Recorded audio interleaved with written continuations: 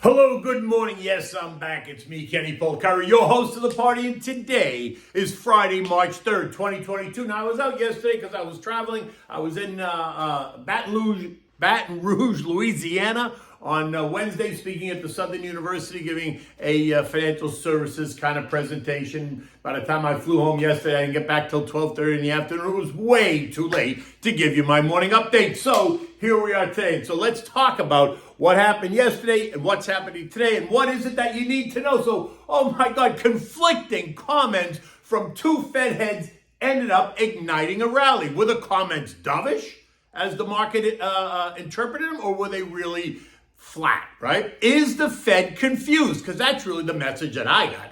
Oil pushes higher. Exports to China and to Europe are at record levels, suggesting demand is strong. And gold rallies, the dollar retreats just a bit, and treasury yields, that 10-year, now better than 4%. And what do we have for dinner tonight? We're going to have the Arctic Char, but we'll get to that at the end. So listen. Yesterday, we had two Fed members speak out of both ends, causing some confusion, but in the end, igniting a rally. But did they really say anything new? And was the commentary as dovish as the markets suggested? Fed Governor Chris Waller, who is a voting member, told us that if the non-farm payroll report due out next Friday and the inflation data, CPI and PPI, due out on the 14th and 15th, cool, after their hot prints in January, then he would endorse raising the target range for the Fed a couple of more times to a projected terminal rate of 5.1 to 5.4%.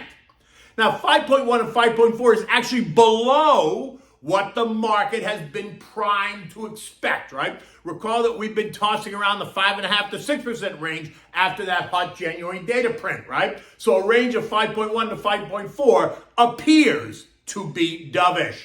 Then in nearly the same sentence, he went on to say that, on the other hand, if those data points continue to come in too hot, the policy target range will have to be raised even more to ensure that we don't lose the momentum that was in place before the data for January was released. So it's confusing. And that's a direct contradiction to his prior statement just moments before, which now suggests a 5.5 to 6% target range once again. And then we had Atlanta Fed President Rafi Bostic, who is a non-voting member, also made contradictory comments, right? Saying that the Fed could be in a position to pause rate hikes sometime this summer, which absolutely is not any new news. But he said, on the other hand, I want to be completely clear. There is a case to be made that we need to go higher. I mean, are you kidding me? Bostic, who's not a voting member, also made the case for a dovish interpretation, right? Or at least that's what the algos focused on, right? They eliminated the hawkish comments and focused on the dovish. Someone tell me, please, what that was all about. Are they trying to tell me that stocks shot higher on those headlines?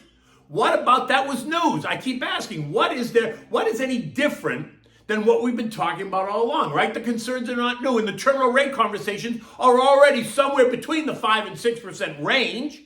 So what was new? What was the new idea that both of these Fed heads appeared to be talking about? Yes, they were interpreted as being more dovish, and the algo seized on it, suggesting that the 5.5%, 6% chatter is just that. It's just chatter, which I would argue is incorrect, because I still think the data is going to come in stronger, and that's going to force the Fed to reconsider the increment of rate hikes at both the May and June meetings, right? I'm still in the camp that we're going to 5.5, 6% terminal range. Recall that after that hot January data print, they all started throwing out a 50 basis point move in March versus the expected 25 basis point move, which was right around February 16th, the day that stocks started the latest pullback, falling from 41.50-ish to a low of 39.28 yesterday. Now, I expect that the Fed is going to move rates by 25 basis points in March, right, on March 22nd. Unless, of course, the CPI and PPI data comes in so hot for the month of February that they're forced to change. But to change that narrative and to change the rate hike just 1 week before the Fed meeting would be like screaming fire in a crowded theater, right? It wouldn't be pretty at all. It would reek of desperation and complete loss of control, which I might argue has already happened. In any event, it just details how anxious the markets and investors and traders and algos really are. By the end of the day, the Dow gained 340 points or 1%. The S&P up 30 points. The NASDAQ was ahead by 84 points or 7/10. The Russell's up 4 points, while the transports did it again, gaining 275 points or nearly 2%. So here's what happened.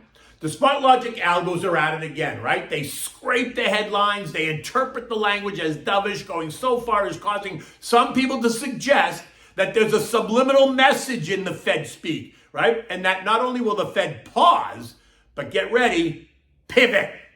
It ignited the buy-side algos, causing them to trip over each other as they tried to buy stocks. While at the same time, the algos canceled the sell side, the offerings in line on the sell side, leaving a void in supply, forcing the automated buy orders to scramble. Just the opposite of what we saw happen in mid-February, right? When the data was strong and the Fed commentary was interpreted as hawkish, causing the algos to move in the opposite direction, initiating sell orders, canceling the buy-side interest, leaving a void in demand, which sent stocks lower, right? Additionally, you can argue that some of it was driven by technicals, right? If you look at the charts. You see, stocks began the day weaker yesterday, breaking one trend line support at 39.40, only to test the next trend line support at 39.23-ish, which is a level that we had identified a couple of weeks ago as a place where stocks might find support if they traded down there. And guess what? They did. And then like clockwork, both Waller and Bostic, almost on cue, make these statements that were by no means a blockbuster, but they were interpreted as dovish, and the algos go crazy, bouncing off of the 39.23 line, boomeranging right up and through 39.40, which you could argue represented resistance, only emboldening the momentum, sending the algos into overdrive, piercing the resistance at 39.83, to see stocks trade up to 39.90 before taking a break. It's all very orchestrated. I'd love to see what their trading accounts look like, but in the end, what did we learn that was really new? In my mind, we learned absolutely nothing that was new. So I thought yesterday's reaction again was an overreaction.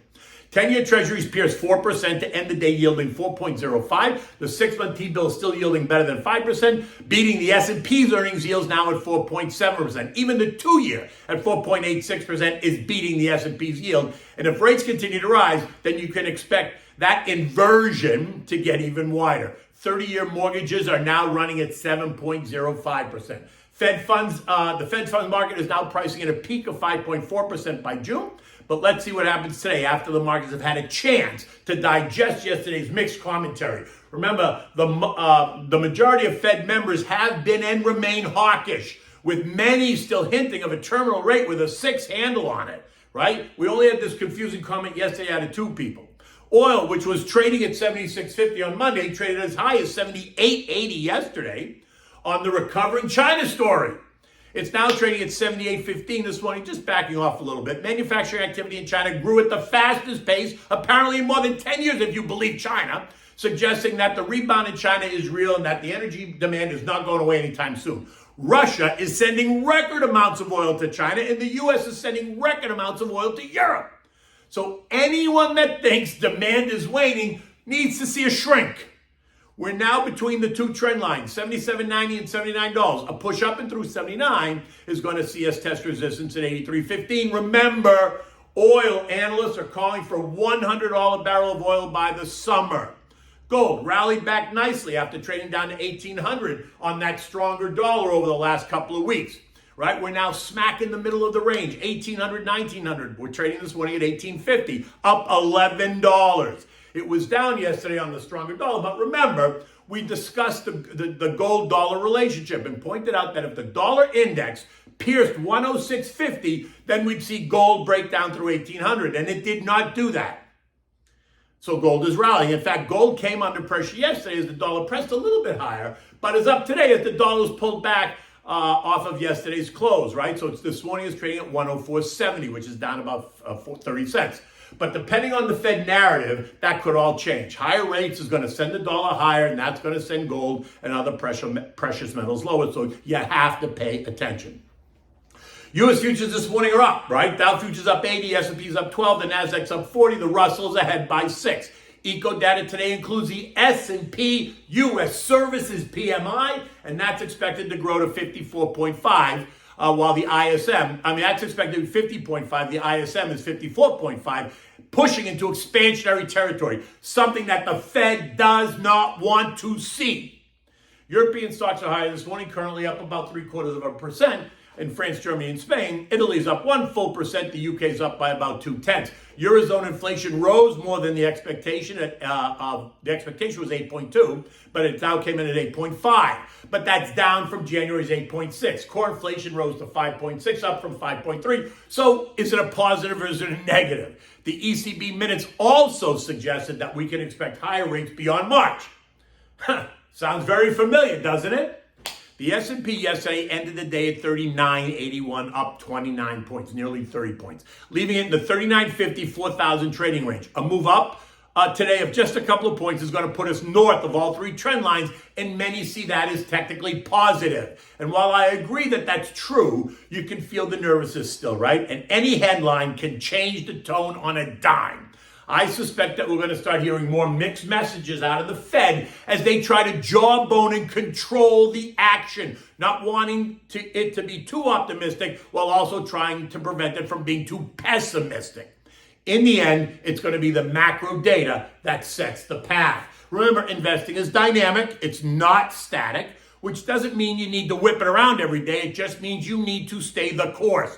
Don't try to time it. Stick to the plan. Take advantage of the opportunities that are created as prices get dislocated.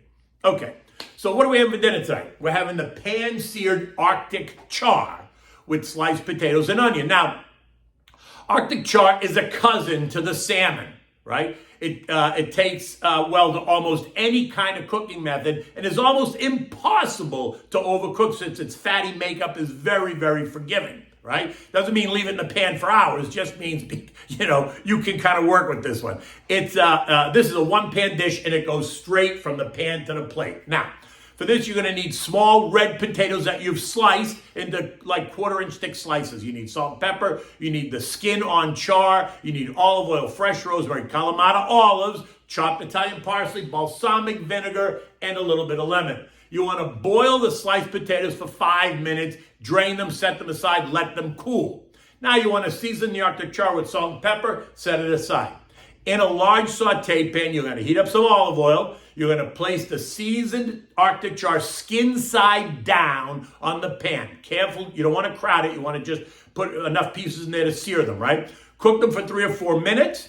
Then turn the heat down to medium, flip them over, and cook them for another 3 minutes. Now, depending on the thickness, right? But Arctic Char is not really thick. When they're done, just transfer them to a plate, cover them to keep them warm. In that same pan, you want to add a little bit more olive oil, heat it up. Add the potatoes and rosemary. Cook those for about 4 or 5 minutes, turning occasionally. Now you're going to add the olives, the parsley, and the balsamic vinegar, about 1 tablespoon. Season it with salt and pepper, heat it up gently. Mix it up. Once it's ready, you want to transfer the potatoes and the olives to the plate. And then you want to put the plate that's got the Arctic Char on it, right? So make it look pretty because remember, it's all in the presentation.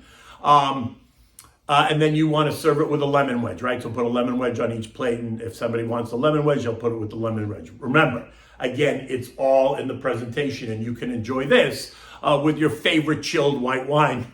I don't have to say it. Pinot Grigio Santa Margherita is my favorite for a chilled white wine for a dish like this. It's not overly expensive. It tastes delicious. You make it nice and chilled. It's the perfect complement to this dish. In any event, look at that. It is another spectacular day here in South Florida, and it's going to be about 80 to 85 degrees with blue skies, not a cloud in the sky today. So it's going to be like that apparently all weekend. So I'm looking forward to that. In any event, until Monday, take good care.